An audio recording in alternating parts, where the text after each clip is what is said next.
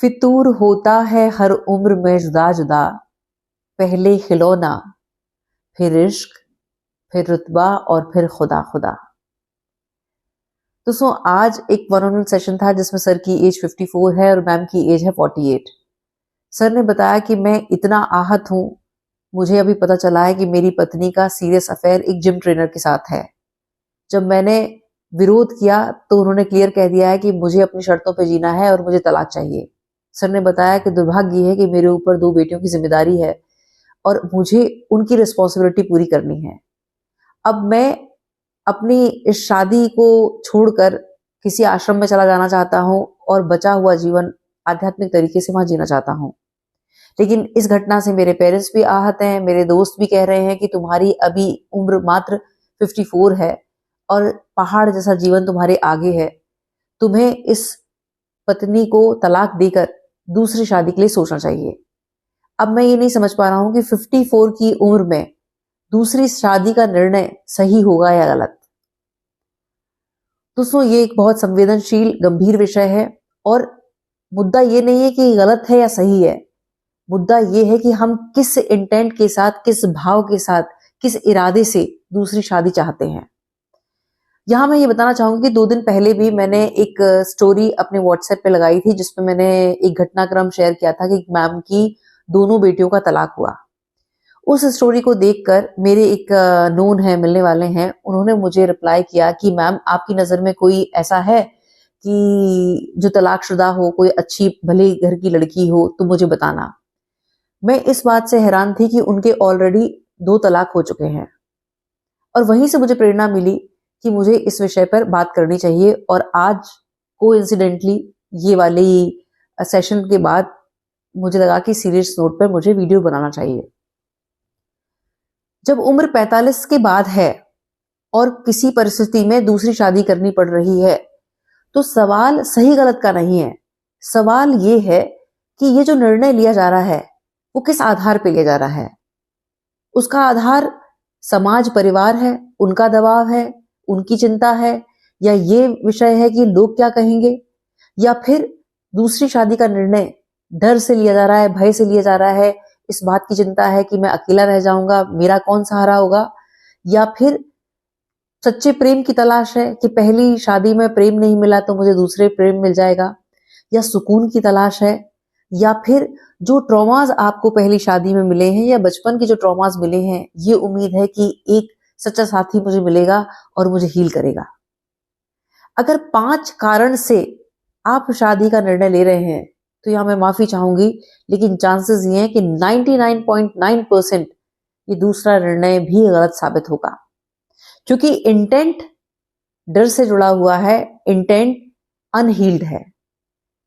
अब यहां यह समझना है कि यहां पहले मैं आपको अपने ही व्यक्तिगत तौर पर, मैं 3 लोगों के जीवन को मैंने बहुत करीब से ऑब्जर्व किया और सौभाग्य से उन्होंने अपनी आप बीती मेरे साथ शेयर की है, तो वो उदाहरण के तौर पर मैं यहाँ शेयर करना चाहूंगी।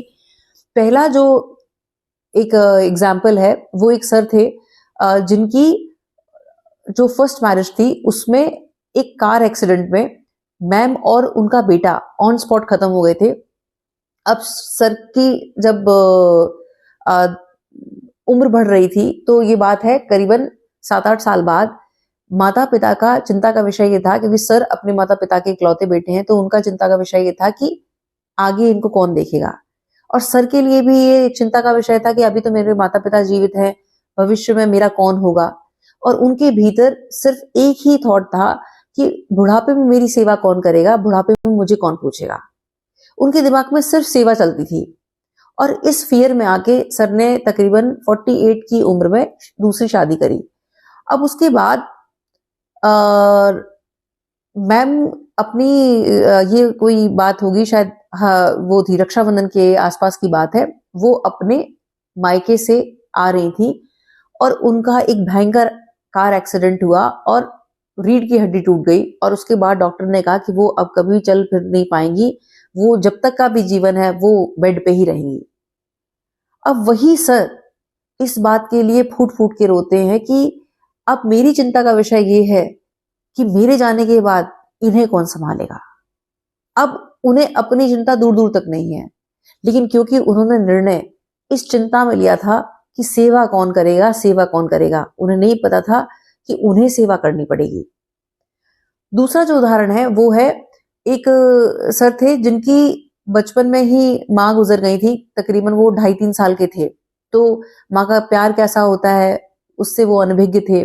उसके बाद उनकी अपनी जो फर्स्ट मैरिज थे उसमें भी बहुत सारे कॉन्फ्लिक्ट थे, बहुत सारे इश्यूज थे। उनकी अपनी वाइफ के साथ कभी नहीं पटी, आए दिन झगड़े होते थे। और वो अपनी उस शादी से इतने फेडअप हो चुके थे कि उन्होंने तलाक लिया, और उस तलाक के तुरंत बाद बहुत जल्दबाजी में उन्होंने दूसरी शादी का निर्णय लिया। अब जिन मैम से उनकी सेकंड मैरिज हो रही थी, उनकी भी लगभग सिमिलर कहानी ऐसी ही थी। उन्होंने भी डिवोर्स अपने जल्दबाजी में लिया और उन्हें भी कोई दूसरा साथी चाहिए था और उन्होंने सर से शादी करी। अब दोनों के दोनों इस नई शादी में जो आ रहे थे, इस उम्मीद से आ रहे थे कि मुझे सच्चा प्रेम मिलेगा, मुझे सुकून मिलेगा, मुझे हीलिंग मिलेगी। पर अफसोस, दोनों ही प्रेम देने को तैयार नहीं थे, दोनों सुकून देने को तैयार नहीं थे, दोनों एक दूसरे को हील करने के लिए तैयार नहीं थे। दोनों ये चाह रहे थे कि मुझे हीलिंग मिल जाए। अब कल्पना कीजिए कि दो अनहील्ड, वुंडेड, पेन से भरी हुई सोल जब एक छत के नीचे होंगी तो क्या होगा। आए दिन और कलेश बढ़ गया, एक दूसरे को ब्लेम करते कि तुमने मेरी जिंदगी खराब कर दी, मेरी जिंदगी का वर्स्ट डिसीजन था तुम्हारे साथ शादी करना। और अब अफसोस ये है कि वो, क्योंकि भारतीय समाज में दूसरी शादी एक प्रश्न चिन्ह बना देता है लोगों की नजर में कि इसकी तो दूसरी भी नहीं टिकी। तो अब दोनों के दोनों एक छत के नीचे घुटन भरा जीवन मजबूरी के तहत जी रहे हैं, क्योंकि उन दोनों ने ही ये उम्मीद में शादी की थी कि दूसरा पार्टनर आएगा, उसे हील करेगा, उसे सुकून देगा, उसे प्रेम देगा। तो ये निर्णय भी दूसरे की उम्मीद पर उन्होंने किया था, अपने आप को हील नहीं किया था।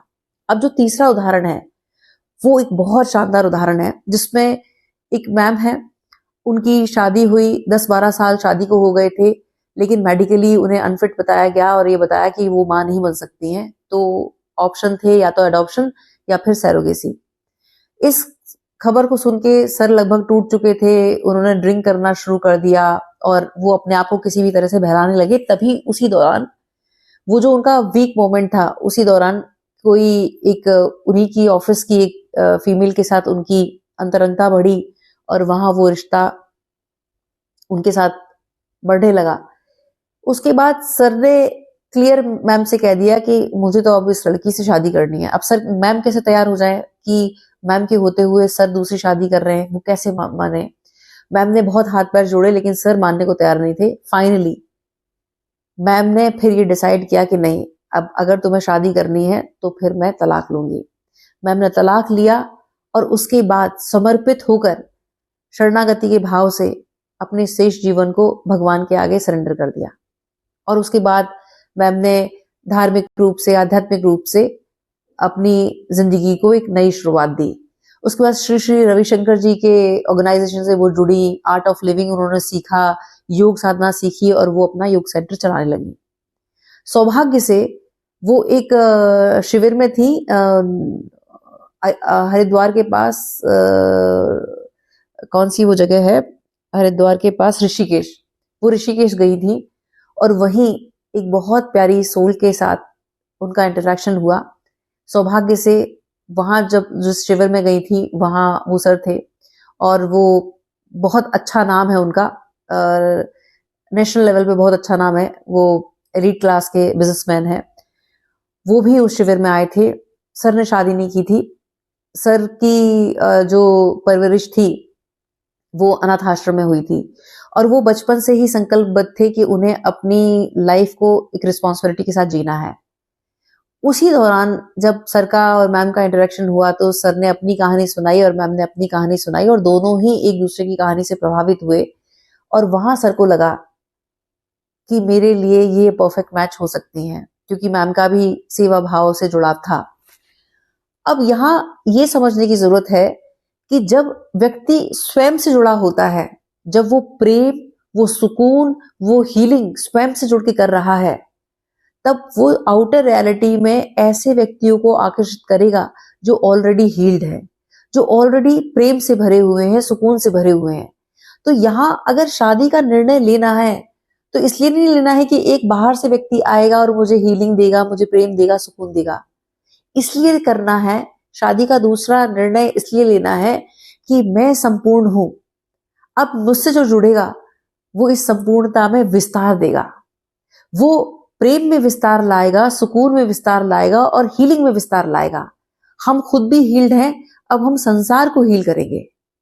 जब हम इस नियत के साथ दूसरी शादी का निर्णय लेंगे तो पूरे चांसेस हैं कि वो शादी एक आदर्श शादी कहलाएगी। अब यहां अगर व्यक्तिगत तौर पर मैं एक ऑब्जर्वेशन की बात करूं तो आप ये समझें कि पहले जो जीवन था वो 100 वर्ष का था। अब खींच तान के आप मान लो 70-75 साल का जीवन रह गया है। अब अगर 50 साल का जीवन हम जी चुके हैं, अब ये स्थिति बिल्कुल वैसी है कि जैसे हम 10 दिन का ट्रिप प्लान करके घर से निकले और होटल में रुक रहे हैं। तो आप नोटिस करना कि शुरुआती दिनों में हमारा कमरा पूरी तरह से बिखरा होता है, सब चीजें फैली हुई होती हैं। ठीक है, समझदार व्यक्ति वो है जब उसे पता है कि अब उसकी यात्रा लगभग समाप्त होने को है, अब दिन कम रह गए हैं, 2-3 दिन रह गए हैं। तो समझदारी इसमें है कि जो वो फैला हुआ है उसे समेटा जाए, ना कि और फैलाया जाए। तो ठीक इसी प्रकार से 50 के बाद ये हमारी जिम्मेदारी है कि ये जो ऊर्जा हमारी संसार में फैली हुई है उस फैलाव को अब अपने तक सीमित किया जाए और अपने में समेटा जाए। और वो जो अब जो शेष समय है उस ऊर्जा को अपने तक समेट कर वापसी की तैयारी की जाए। अब जब हम वापसी की तैयारी में जा रहे हैं तो रास्ते में जो एक परफेक्ट हमें हमारा पार्टनर नजर आएगा जो उसी डेस्टिनेशन को वापस जा रहा है, और वो हमारी आत्मा उसे स्वयं चुनेगी, क्योंकि वो आत्मा भी हील्ड है और वो वैसे ही पर्सन को अट्रैक्ट करेगी।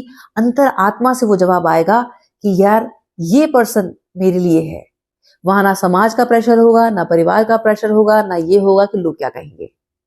जब हम हील्ड होंगे तब राइट पर्सन हमारी जिंदगी में आएगा।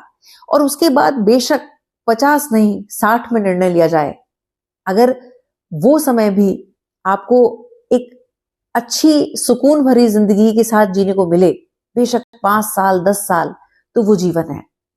विचार कीजिए। बहुत बहुत आभार। नमस्कार। जय श्री राम।